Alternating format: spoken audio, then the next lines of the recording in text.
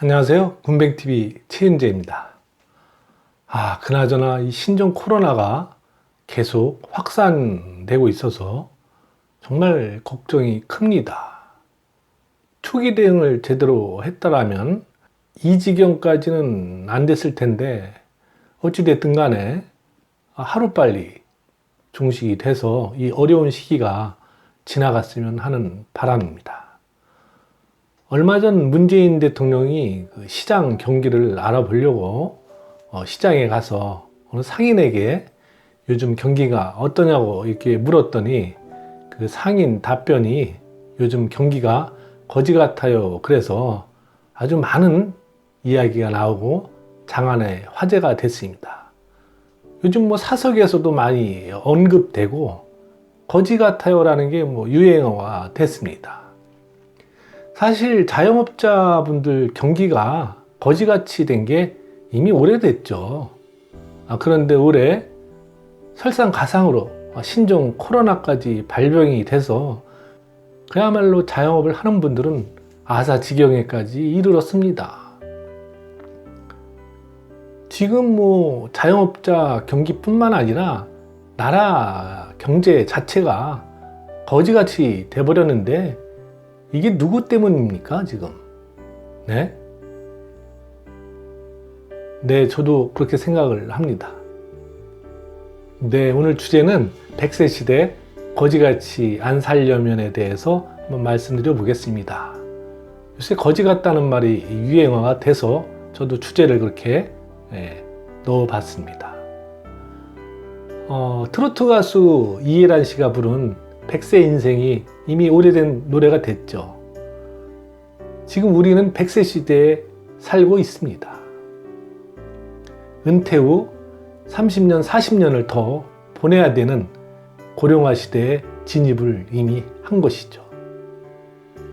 고령화 시대에 지금 대한민국 노인들의 삶은 어떻습니까?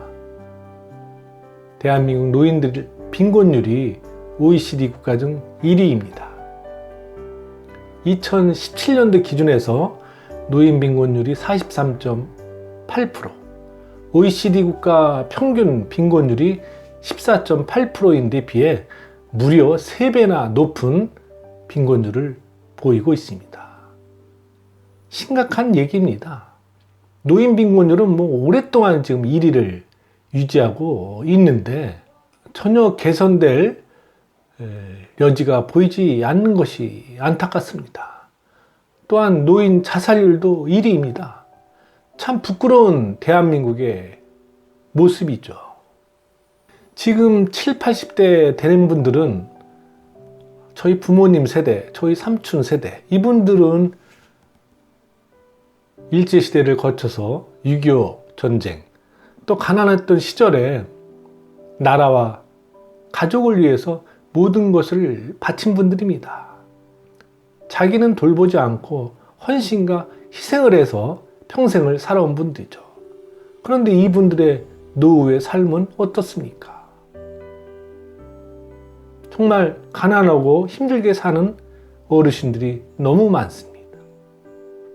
왜 이렇게 대한민국 노인 빈곤율이 유독 높은 것일까요? 먼저 정부의 어떤 공적연금 제도가 사실 너무나도 열악하고 미흡합니다. 지금 만 65세 이상 되는 노인들에게 지급되고 있는 노령연금이 25만원에서 30만원씩 지급이 되고 있습니다. 또한 국민연금이 있는데요. 2017년도 기준을 하면은 국민연금 평균 월 수령액이 37만원 정도이라고 합니다. 그러면은 노령연금, 국민연금 합쳐서 70만원도 채 안 되는 돈입니다. 이 돈을 가지고는 정상적인 인간 생활을 할 수가 없는 것입니다.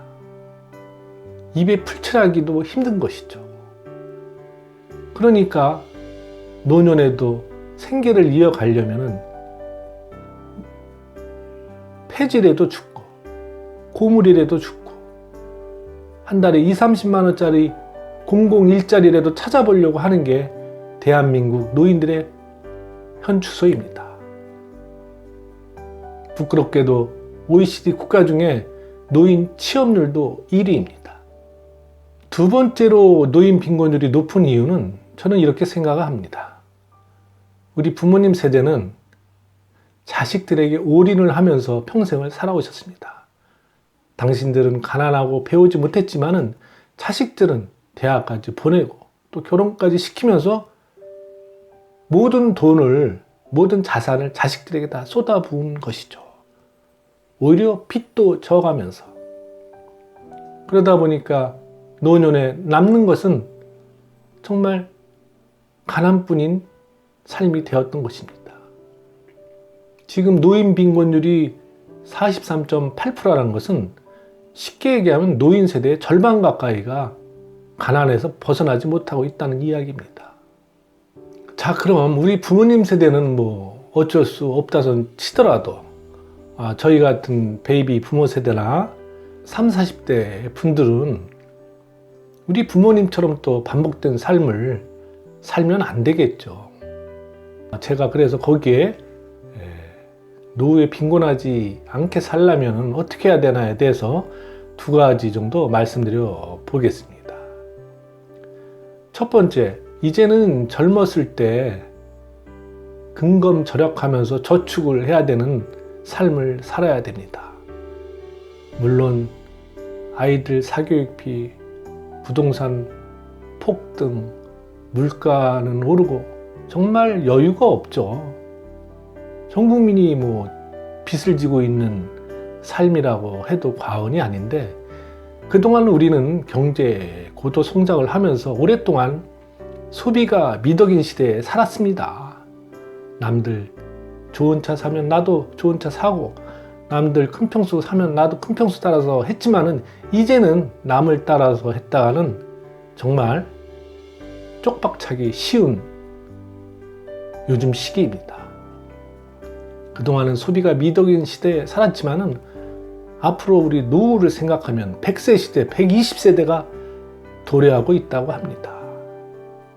그러면 젊을 때 한 푼이라도 아껴서 근검절약을 하고 노년을 대비해서 자린고비 같은 삶을 살아야 됩니다. 물론 어렵겠죠. 그동안 살아온 패턴이 있는데 이제는 생활 습관 과감히 바꾸어야 됩니다. 자, 보십시오. 이제 뭐 정부도 정치인도 믿을 수 없습니다. 국민들이 각자가 도생하는 마음가짐으로 노년의 삶을 대비를 해야 됩니다. 둘째는 자식들에게 올인하지 말라고 말씀드리고 싶습니다. 저희 부모님 세대만 해도 당신들은 돌보지 않고 모든 것을 자식들에게 쏟아부었습니다. 대학까지 공부를 시키고 결혼을 시키고, 요즘도 자식이 하나 둘이다 보니까 자식들에게 모든 것을 쏟아붓는 분들이 많이 있는데, 저희 베이비 부모 세대만 하더라도 이제는 약간씩 생각을 다르게 하고 있습니다. 왜냐하면 우리 노후의 삶도 중요합니다. 물론 자식들 삶이 더 중요하죠. 그렇지만은 현실은 은퇴하고 3, 40년 이상을 더 생존을 해야 되는데 모든 것을 자식에게 쏟다가는 노년에 정말 빈곤한 생활을 벗어날 수가 없습니다. 그래서 젊었을 때 3, 40년을 보낼 수 있는 최소한의 돈, 자산을 확보해 놓지 않으면 노인의 삶은 또 비참해질 수밖에 없는 현실입니다. 제가 있는 지금까지 두 가지를 말씀드렸습니다. 첫 번째는 젊어서 근검절약해서 저축을 하는 습관을 만들어야 된다고 말씀드렸고요.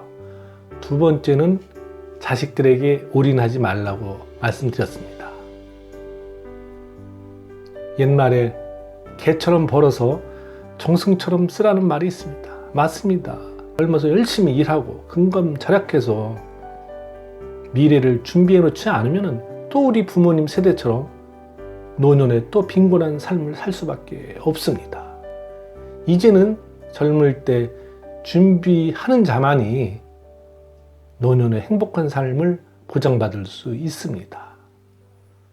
네, 오늘 이야기는 이것으로 마치겠습니다. 감사합니다.